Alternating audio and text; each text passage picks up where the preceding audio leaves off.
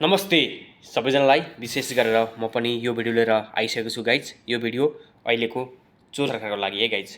दुई त्यागको दम्बले गर्दाले नेपालमा कुलमान जस्ता व्यक्तिलाई यो चोर सरकारले निकालेको छ र केपीको आफ्नो मान्छेमा हालेको छ। यसको म घोर आपत्ति र घोर विरोध भन्न चाहन्छु मेरो तर्फबाट। म यो चोर सरकारलाई म के भन्न चाहन्छु भने यस्ता काङ्ग्रेस एमाले माओवादी जस्ता को पछि लाग्यो भने देशमा दुर्घटना धेरै हुने सम्भावना छ गाइज। सबैजनाले कान सुनौँ र आँखा खोलौँ। अब युवाहरू जाग्नै पर्छ, ठाउँ ठाउँबाट, गाउँ बस्तीबाट, सहरबाट युवाहरू जागेर यो दुई त्यागको दम्बलाई अब हामीले लखड्नै पर्छ गाइज। सबैजना एकजुट हुन आवश्यक छ अबको स्थितिमा।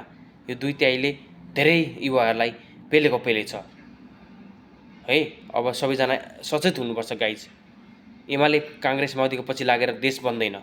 33-34 वर्ष के गरे? यिनीहरूकै कुर्सी छ।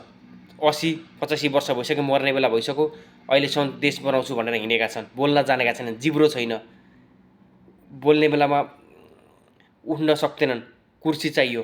अब यस्ता नेताहरूलाई हामीले छोडेर नयाँ युवाहरूलाई हामीले रोज्नुपर्छ है। राजालाई पनि हामीले साथ सपोर्ट दिनुपर्छ र अहिलेको यो भ्रष्टाचारी सरकारलाई हामीले जसरी पनि देश निकाला गर्नुपर्छ गाइज। मेरो पनि यो अभियान हो। म यो चोर सरकारलाई चेतवनका साथ भन्न चाहन्छु, कुलमान जस्तो व्यक्तिलाई पदबाट निकालेर यो चोर सरकारले गलत गर्छ। यसको घोर आपत्ति र घोर विरोध पनि भन्न चाहन्छु। जय नेपाल, सबको भलो होस्, भ्रष्टाचारी नेताको भलो नहोस्।